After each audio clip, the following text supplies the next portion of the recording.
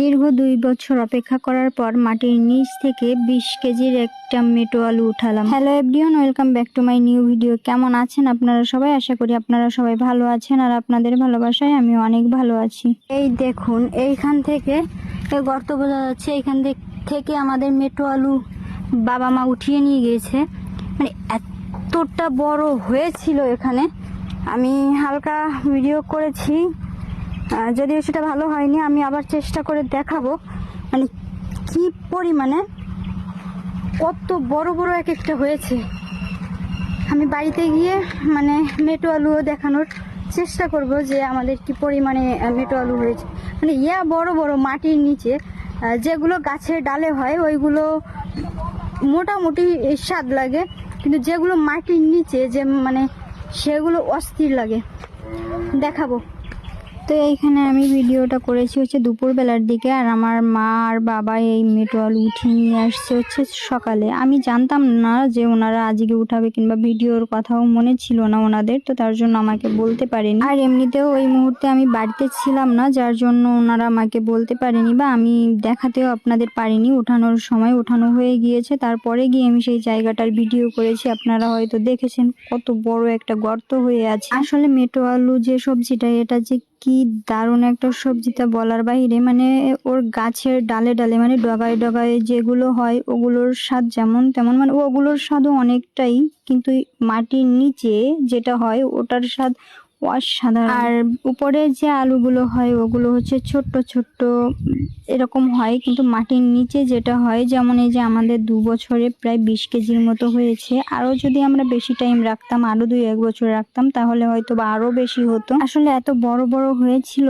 যে আমার বাবা বা মা যে একদম পুরোটা মানে গোটা একটা ধরে নিয়ে আসবে এমনটা ওনারা আনতে পারেনি। মানে এত বড় বড় হয়েছিল, তার জন্য ওনাদের ভেঙে ভেঙে আনতে হয়েছে। এর আগেও একটা উঠানো হয়েছিল, মানে সেটা বেশি বড় হয়েছিল না, তো ওটার ভিডিও আমি করেছিলাম, আপনাদের দেখিয়েছিলাম। ওটা হয়তো বা আধা কেজি এরকম হয়েছিল। মানে ওটা যে বেশি দিনের তা নয়, অল্প দিনের, কিন্তু ওটা আমাদের উঠানো লেগেছিল, কারণ ওটার মানে গোড়ার সাইড দিয়ে ইঁদুরে কেটে দিয়েছিল, তার জন্য উঠিয়ে নিয়ে আসা হয়েছিল। কারণ না উঠালে পরে ওই আলুটা পচে যেত। এই মাটির নিচের যে মেটো আলু, এটা সচরাচর কিনতে পাওয়া যায় না, কারণ এগুলো আর কি সকলেরও হয়ও না। আর উপরের যেগুলো ওগুলো আমি এখনো দেখিনি যে বাজারে বিক্রি হয় বা এরকম কোনো কিছু, কারণ সব জায়গায় মেটো আলু খুব কমই দেখা যায়, যদিও বাজারে ওঠে, তবে আমি দেখিনি। যাই হোক, এখানে আমাদের এত আলু হয়েছে যে আমরা তো আর সব একবারে খেতে পারবো না, বা এত মেটো আলু খাওয়া সম্ভব না। তার জন্য এখানে আমার বাবা আর কি মানে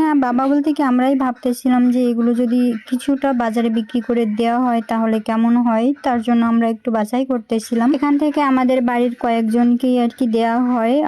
একদিন নয়, আমি কয়েকবারই আর কি অনেক মানুষকে আমি দিয়েছি, মানে যতটা বাড়িতে রাখা হয়েছিল এখান থেকে। আর বাকি যেগুলো আছে ওগুলো আর কি আমরা বাজারে বিক্রি করে দিই, কারণ এটা অনেকদিন ধরে খাওয়া যাবে, কিন্তু যে কোনো একটা খাবার একভাবে অনেকদিন ধরে খাওয়া ভালো লাগে না, বা স্বাদ অন্যরকম হয়ে যায়, তার জন্যই আমরা এই বিক্রি করে দেই। তাছাড়া গাছ আরো রয়েছে, তো যেহেতু গাছ রয়েছে সেহেতু আরো হবে আশা করি, তো তার জন্য এত একবারে রেখে কোনো লাভ নেই। তো তো লোকজনকেও দিলাম। এর মাঝে আরো কিছু ছিল যেগুলো বিক্রি করে দিলাম। তো এখানে আমি দেখতেছিলাম উঁচু করে যে কতটা ওয়েট হতে পারে। আমার বাবা বলতেছে যে ওটা তুই পারবি না, বা অনেকটা ওয়েট। তো তারপরেও আমি একটু চেষ্টা করলাম ওঠানোর। আসলেই মানে অনেকটাই ওয়েট, কারণ এগুলো যেহেতু কাঁচা, তো এর ভিতরে অনেকটা জলও থাকে, মানে পুরো জল থাকে না, তবে কাঁচা অবস্থায় একটু ভারী হয়। আর এই কাঁচা অবস্থায় যদি রান্না করা হয় এটার স্বাদ আলাদা।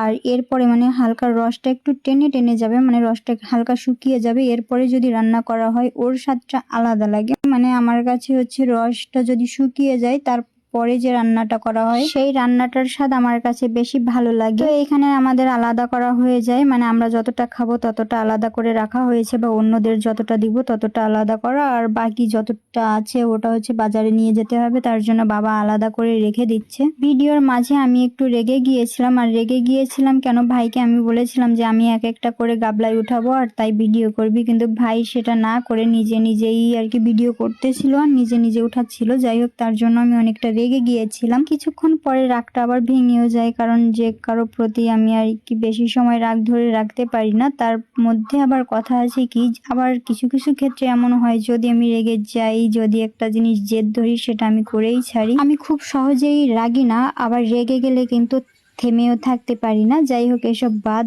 তো এইখানে আমাদের সবটা গোছানো হয়ে যায়। তো বন্ধুরা, আপনারা কে কে এই মেটু আলু খেয়েছেন বা কাদের কাদের এই মেটু আলুর গাছ আছে আমাকে কমেন্টে জানাবেন। আর সব থেকে বড় কথা যে আমার ভিডিও আপনাদের কার কার ভালো লাগে বা কেমন লাগে সেটাও কমেন্টে জানাবেন। তো আজকের ভিডিওটা এই পর্যন্তই, দেখা হবে অন্য কোনো ভিডিওতে। তো আজকের মতো ভালো থাকবেন সবাই, টাটা বাই।